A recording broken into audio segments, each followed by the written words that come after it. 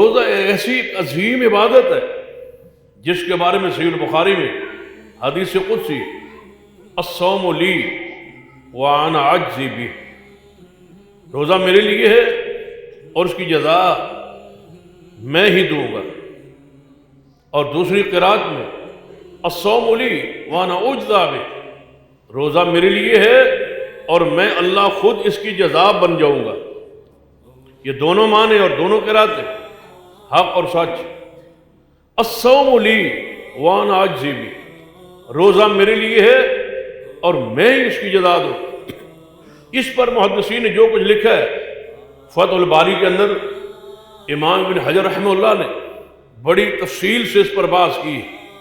اس حدیث کا کیا معنی ہے الصوم لی وانا اجزی بہ؟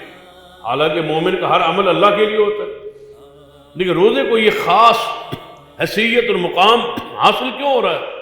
یہ روزہ میرے لیے ہے اور میں ہی اس کا بدلہ دوں گا۔ فرماتے اس کا پہلا معنی تو یہ ہے کہ سارے اعمال کا اجر اللہ تعالیٰ نے طے کر دیا ہے کہ نماز کا اتنا اجر ہو، روزہ جناب زکوٰۃ کا اتنا اجر ہو، حج کا اتنا اجر ہو، باقی تمام تر اعمال سب کے اجر کو، مزدوری کو، ثواب کو طے کر دیا گیا ہے، لکھ دیا گیا ہے کہ اس کا اتنا اتنا ثواب ہو۔ مثلا ایک آدمی نماز پڑھتا ہے تو فرشتے اس کا ثواب لکھتے، اللہ تعالیٰ فرما دیتے ہیں کہ اس کا اتنا ثواب ہے، ان نوافل کا اتنا ثواب ہے، نماز کا اتنا ثواب ہے، صدقہ و زکوٰۃ کا اتنا ثواب ہے، لکھ دو۔ لیکن جب کوئی بندہ روزہ رکھتا ہے تو اللہ تعالیٰ سے فرشتے پوچھتے ہیں کہ یا اللہ اس نے روزہ رکھا ہے، اس کا کتنا ثواب لکھنا ہے؟